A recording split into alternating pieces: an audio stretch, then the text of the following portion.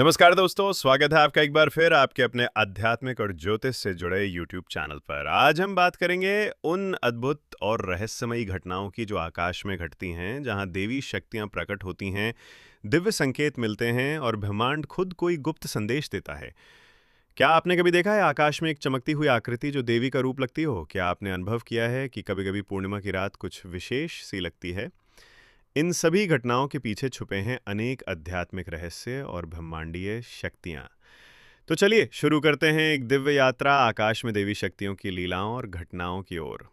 दोस्तों, आगे बढ़ने से पहले वीडियो को लाइक करके चैनल को सब्सक्राइब अवश्य कर लें और कमेंट में जय माता आदि शक्ति अवश्य लिख दीजिए। माता आपकी सभी मनोकामना पूरी करेंगी। चलिए जानते हैं देवी शक्ति का ब्रह्मांडीय स्वरूप। शक्ति ये कोई साधारण शब्द नहीं बल्कि समस्त सृष्टि की आधारभूत ऊर्जा का नाम है। हिंदू धर्म में शक्ति को आदि स्रोत माना गया है, वो चेतना जो सृजन, संहार और संचार तीनों की शक्ति अपने भीतर समेटे हुए है। जब ब्रह्मांड की रचना का विचार भी नहीं था, जब न पृथ्वी थी, न आकाश, न दिशाएं, न समय, तब केवल एक ही तत्व विद्यमान था, आदि शक्ति। देवी शक्ति ऊर्जा का ब्रह्मांडीय रूप। वेदों, उपनिषदों और तंत्र शास्त्रों में देवी को चेतन ब्रह्म कहा गया है, अर्थात वो चेतना जो हर कण में विद्यमान है, जो ब्रह्मांड के संचालन का कारण है। आदि शक्ति ने ही स्वयं को विभिन्न रूपों में विभाजित किया। नंबर 1, महाकाली, समय और संहार की देवी। नंबर 2, महालक्ष्मी, समृद्धि और संरक्षण की देवी। और नंबर 3, महासरस्वती, ज्ञान और सृजन की देवी।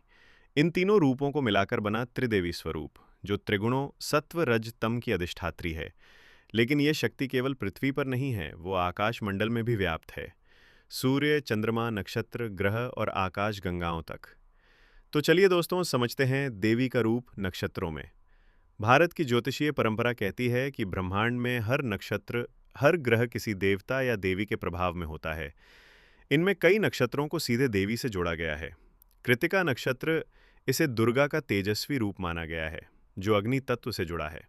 अनुराधा नक्षत्र इस भक्ति और शक्ति का प्रतिनिधि कहा गया है, जो मां लक्ष्मी की चेतना से प्रभावित होता है। मूल नक्षत्र, ये काली मां की ऊर्जा से संचालित माना जाता है। यह विनाश और पुनर्जन्म का प्रतीक है।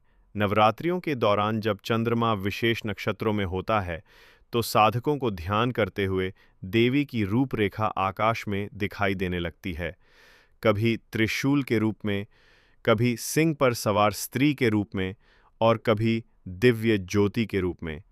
त्रिकालदर्शी महाशक्ति तीनों लोकों की अधिपति मानी जाती है। हिंदू दर्शन में त्रैलोक्य का वर्णन है। पहला है स्वर्गलोक या ऊर्ध्वलोक, इसे आकाशीय जगत के नाम से भी जाना जाता है। दूसरा है मृत्युलोक, हम जिसे पृथ्वी कहते हैं। और तीसरा पाताल लोक है, जो नीचे का सूक्ष्म लोक कहलाता है। देवी शक्ति इन तीनों लोकों में समान रूप से सक्रिय हैं। स्वर्गलोक में वह देवताओं की माता हैं। इंद्र, अग्नि, वरुण तक उनके आगे नतमस्तक रहते हैं। मृत्युलोक में वह साधारण मनुष्यों के लिए सहारा और संबल हैं। पाताल लोक में वह राक्षसों के विनाश के लिए महाकाली बनकर उतरती हैं। पुराणों में वर्णन है कि देवी शक्ति त्रिकालदर्शी हैं, अर्थात वह भूत, भविष्य और वर्तमान तीनों कालों को जानती हैं। जब ब्रह्मांड में कोई असंतुलन होता है, जब धर्म डगमगाने लगता है, जब सृष्टि में अराजकता फैलती है, तब यह शक्ति स्वयं को एक आकाशीय चेतना के रूप में प्रकट करती है। अब ब्रह्मांड देवी की विराट काया पर प्रकाश डालते हैं। वास्तव में यदि हम ध्यान से देखें, तो यह संपूर्ण ब्रह्मांड स्वयं देवी का शरीर है। सूर्य उनका तेज है, चंद्रमा उनकी करुणा है, तारे उनकी आंखें हैं, ग्रहों की गति उनका नृत्य स्वरूप है, आकाशगंगा उनका आंचल है और नक्षत्रों की लय उनका संगीत है। देवी भगवती न केवल किसी मंदिर की मूर्ति तक सीमित नहीं, बल्कि वह इस समस्त ब्रह्मांड में व्याप्त चेतना है। दोस्तों, अब जानेंगे साधकों का अनुभव। देवी का ब्रह्मांडीय दर्शन कैसे होता है? हिमालय की गुफाओं में, रेगिस्तान की तपती रेत पर या घने जंगलों की नीरवता में। कई सिद्ध साधकों ने ध्यान करते हुए आकाश में देवी का दर्शन किया है। एक प्रसिद्ध घटना बताई जाती है। अवधूत बाबा नरहरि ने नवरात्रि की अष्टमी को हिमालय में ध्यान करते समय एक दिव्य तेज पुंज को देखा जो धीरे धीरे सिंह पे सवार देवी के रूप में बदल गया। उन्होंने महसूस किया कि ये कोई कल्पना नहीं बल्कि ब्रह्मांडीय ऊर्जा का साक्षात रूप था। देवी शक्ति कोई सीमित रूप नहीं है बल्कि एक अनंत चेतना है जो आकाश से भी परे है। जब हम आकाश की ओर देखते हैं तो हमें केवल तारे या ग्रह ही नहीं दिखाई देते बल्कि वहां छुपी होती है एक अदृश्य शक्ति जो हमारा मार्गदर्शन करती है, हमें शक्ति देती है और हमारी रक्षा करती है। इसलिए जब भी अगली बार आप आकाश की ओर देखें तो एक क्षण के लिए उस विराट देवी शक्ति को अनुभव करने की कोशिश करें जो सृष्टि के हर अणु में, हर प्रकाश किरण में और हर ध्वनि में विद्यमान है। जब भी आप खुले आकाश की ओर आंखें उठाते हैं तो क्या आपने कभी महसूस किया है कि वहां कोई रहस्य छिपा है? कभी कोई चमकती आकृति, कभी बादलों की रहस्यमयी संरचना, तो कभी रंगों का ऐसा अद्भुत संगम जो विज्ञान की परिभाषाओं से परे जान पड़ता है। हिंदू परंपरा में ऐसे आकाशीय घटनाओं को दिव्य संकेत, देवी शक्ति की उपस्थिति या ईश्वरीय संवाद के रूप में देखा जाता है। लेकिन आधुनिक विज्ञान का नजरिया अलग है। वो इन्हें प्राकृतिक प्रकाश घटनाएं, नॉर्दर्न लाइट्स या एटमॉस्फेरिक ऑप्टिक्स कहकर समझाता है। तो क्या ये केवल भौतिक घटनाएं हैं या इनमें छुपा है कोई गहरा आध्यात्मिक रहस्य? आइए इन पहलुओं को क्रमवार समझते हैं। वैज्ञानिक दृष्टिकोण, प्रकृति के प्रकाश खेल। विज्ञान कहता है कि आकाश में जो भी चमकदार, रंगीन या अद्भुत दृश्य दिखाई देते हैं वे कुछ विशिष्ट भौतिक परिस्थितियों के कारण होते हैं। उदाहरण के तौर पर हेलो यानी फिनोमेनन। कभी कभी सूर्य या चंद्रमा के चारों ओर एक गोल चमकदार वृत्त बनता है। ये तब होता है जब ऊंचाई पर मौजूद बर्फ के क्रिस्टल प्रकाश को अपवर्तित, रिफ्रैक्ट करते हैं।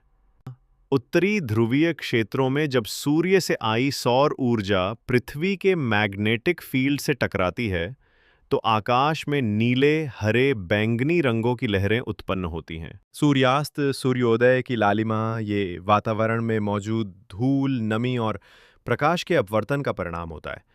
लेकिन प्रश्न यह है, क्या ये घटनाएं सिर्फ दृश्य प्रभाव हैं या इनमें कोई गहरा आध्यात्मिक संकेत भी छुपा है? आध्यात्मिक दृष्टिकोण। ब्रह्मांड की भाषा क्या है? सनातन धर्म मानता है कि प्रकृति केवल प्रकृति नहीं है, वो देवी का रूप है। जिस प्रकार एक माँ अपने बच्चे को इशारों में समझाती है, उसी तरह देवी शक्ति भी प्रकृति के माध्यम से हमसे संवाद करती है। जब आकाश में अचानक एक दिव्य आकृति बनती है या चंद्रमा के पास कोई तेजस्वी प्रकाश मंडल उभरता है या लाल आकाश में त्रिशूल जैसा प्रतीक प्रकट होता है, तो इसे देवी का संकेत माना जाता है कि वो हमारे साथ हैं या फिर कोई आने वाली घटना के प्रति चेतावनी दे रही हैं। पुराणों में वर्णित आकाशीय संकेत मिलते हैं स्कंद पुराण, देवी भागवत और लिंग पुराण जैसे ग्रंथों में मिलते हैं। कई स्थलों पर वर्णन, जब पृथ्वी पर पाप और अराजकता बढ़ती है तब आकाश में देवी शक्ति संकेत स्वरूप प्रकट होती हैं। त्रिशूल का बनना, युद्ध या संकट का समय, कमल के आकार का प्रकाश शुभ कार्यों या देवी की कृपा का प्रतीक होता है। धुंधली स्त्री आकृति देवी का मार्गदर्शन माना जाता है।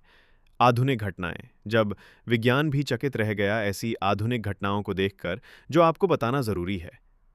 हिमालय की घटना सन 2014 की है, जब उत्तराखंड में तपस्या कर रहे कुछ साधकों ने बताया कि उन्होंने पूर्णिमा की रात ध्यान करते हुए आकाश में काले रंग का तेजस्वी धुंधला प्रकाश देखा।